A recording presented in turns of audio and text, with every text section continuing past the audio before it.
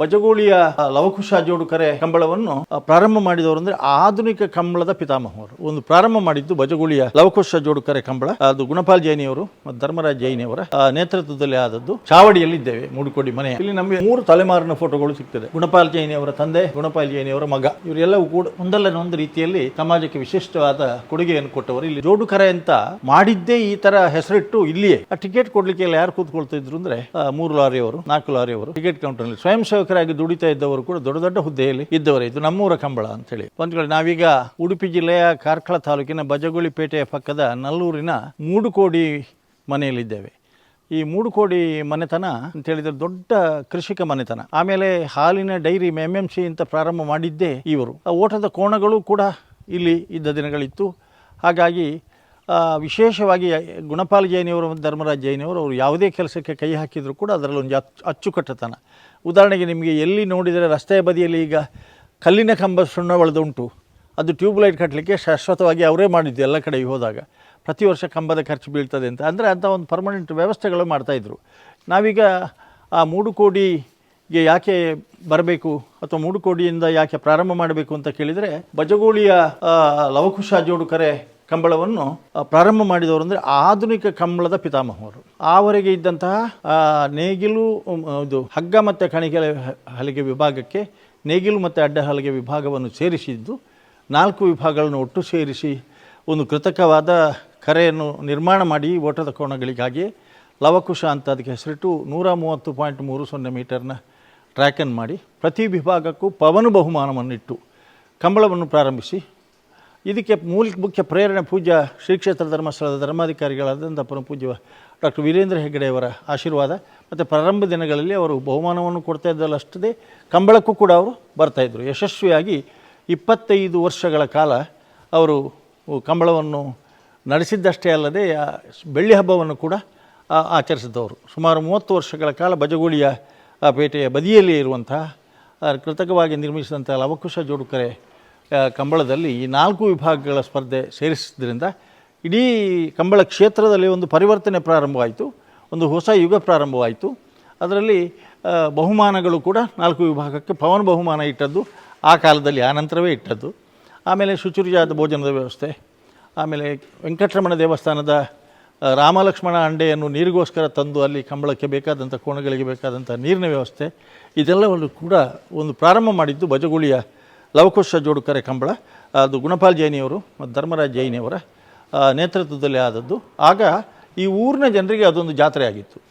ಆ ಟಿಕೆಟ್ ಕೊಡಲಿಕ್ಕೆ ಎಲ್ಲ ಯಾರು ಕೂತ್ಕೊಳ್ತಿದ್ರು ಅಂದರೆ 3 ಲಾರಿಯವರು 4 ಲಾರಿಯವರು ಟಿಕೆಟ್ ಕೌಂಟರ್ನಲ್ಲಿ ಸ್ವಯಂ ಸೇವಕರಾಗಿ ದುಡಿತಾ ಇದ್ದವರು ಕೂಡ ದೊಡ್ಡ ದೊಡ್ಡ ಹುದ್ದೆಯಲ್ಲಿ ಇದ್ದವರೇ. ಇದು ನಮ್ಮೂರ ಕಂಬಳ ಅಂಥೇಳಿ. ಅಂದರೆ ಕಂಬಳಕ್ಕೆ ಒಂದು ಆಧುನಿಕತೆಯ ಸ್ಪರ್ಶವನ್ನು ನೀಡಿದವರು ಮಾತ್ರ ಅಲ್ಲ, ಅದನ್ನು ಅಚ್ಚುಕಟ್ಟಾಗಿ ನಿರಂತರವಾಗಿ ಆಚರಿಸಿ 25 ವರ್ಷ ಬೆಳ್ಳಿ ಹಬ್ಬವನ್ನು ಆಚರಿಸಿದವರು. ಅವರ ನಂತರ ಅವರ ಮಗ ಕೂಡ ಚಿತ್ತರಂಜನ್ ಪಡಿವಾಳ್ ಅವರು ಕೂಡ ಈ ಕಂಬಳವನ್ನು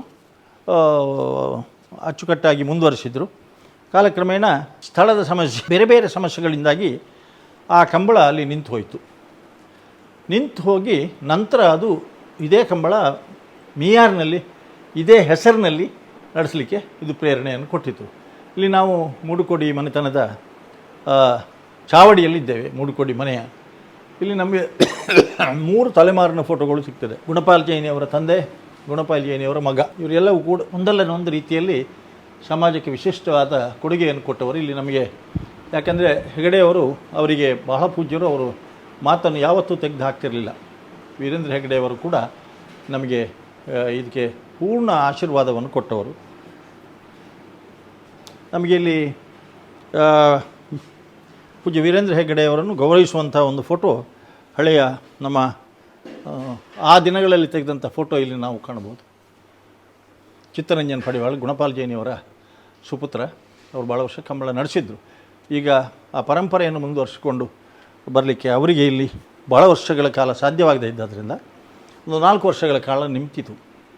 2004ನೇ ಇಸ್ವಿಯವರೆಗೆ, ಅಂದರೆ 30 ವರ್ಷ ಕಂಬಳ ಆಚರಿಸಾದ ನಂತರ ಒಂದು 4 ವರ್ಷ ಕಂಬಳ ಈ ಭಾಗದಲ್ಲಿ ಇಲ್ಲದೇ ಇದ್ದ ಸಂದರ್ಭದಲ್ಲಿ ಈ ಭಾಗದ ಜನ ಎಲ್ಲ ಸೇರಿ ಈ ಬಜಗೋಳಿಯ ಕಂಬಳದ ಹೆಸರನ್ನೇ ಇಟ್ಟು ಲವಕುಶ ಅಂಥೇಳಿ.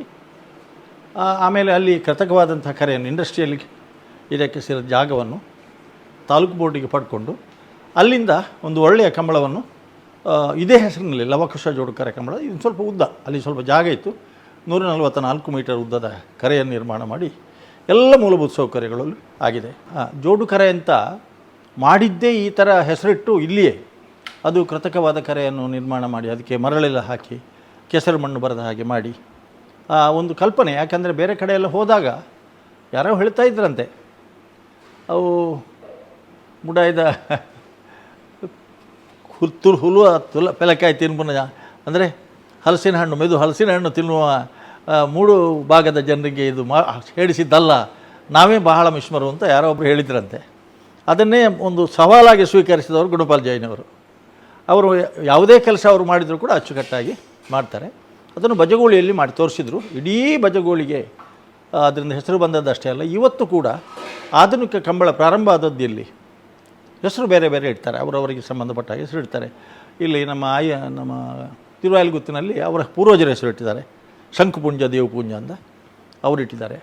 ಹಾಗೆ ಅದು ಎಲ್ಲಿಯೂ ಇಲ್ಲದಿರುವಂಥ ಸಾಂಪ್ರದಾಯಿಕ ಕಂಬಳಗಳಲ್ಲಿ ಕೆಲವು ಸಲ ಮೂಡುಪಡು ಅಂತ ಇಡ್ತಾರೆ, ಸೂರ್ಯಚಂದ್ರ ಅಂತ ಇಡ್ತಾರೆ. ಅದೆಲ್ಲ ಆಮೇಲೆ ಪ್ರಾರಂಭ ಆದದ್ದು. ಇದರಿಂದ ಇದರ ಪರಿಣಾಮದಿಂದಾಗಿ ಸಾಂಪ್ರದಾಯಿಕ ಕಂಬಳಗಳು ಕೂಡ ಆಧುನಿಕತೆಯನ್ನು ಸೇರಿಸಿಕೊಂಡು ಹಳತನ್ನು ಉಳಿಸಿ, ಹಳೆಬೇರು ಹೊಸ ಚಿಗುರು ಅನ್ನೋ ಹಾಗೆ ಹಳತನ್ನು ಉಳಿಸಿಕೊಂಡು ಹೊಸತನ್ನು ಸೇರಿಸಿಕೊಂಡು ಅವರು ಕಂಬಳವನ್ನು ಮಾಡಿದವರು.